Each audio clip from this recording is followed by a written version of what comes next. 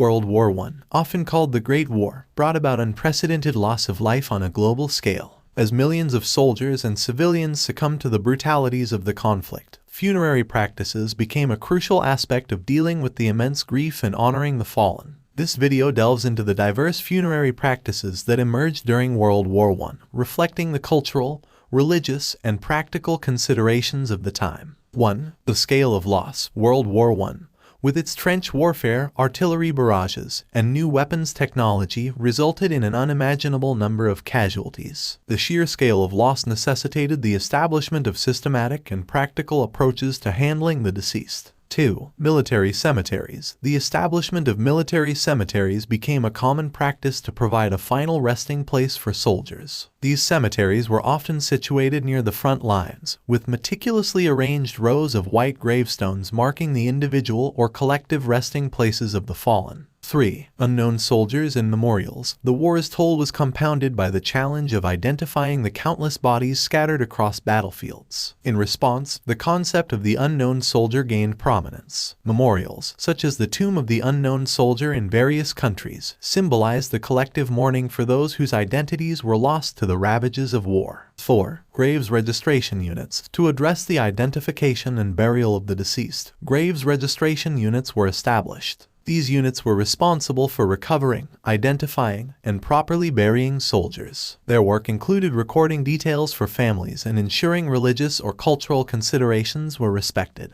5. Trench burials. In the chaotic environment of trench warfare, soldiers often had to be buried hastily near the front lines. Trench burials were practical but lacked the formality and permanence of dedicated cemeteries. Many of these makeshift graves were later relocated to formal military cemeteries. 6. Religious rites and rituals. Religious considerations played a significant role in funerary practices. Chaplains and religious leaders provided comfort to grieving families and performed religious rites during burials.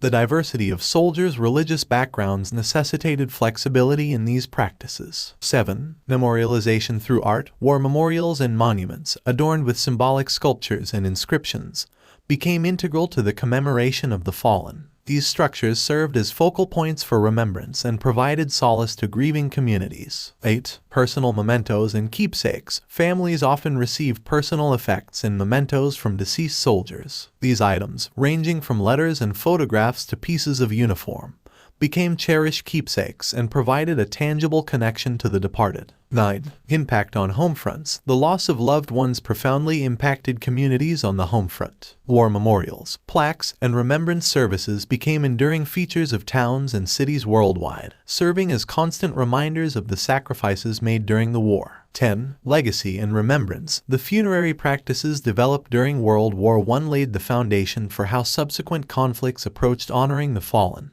The principles of individualized burials, identification efforts, and the establishment of military cemeteries became enduring aspects of honoring those who sacrificed their lives in service to their countries. The funerary practices of World War I reflect the profound challenges posed by the unprecedented scale of loss during the conflict. From the establishment of military cemeteries to the introduction of the unknown soldier concept, these practices aim to provide dignity to the deceased and solace to grieving families. The legacies of these practices endure in the form of war memorials, monuments, and traditions of remembrance that continue to shape how societies honor and commemorate the sacrifices of the fallen.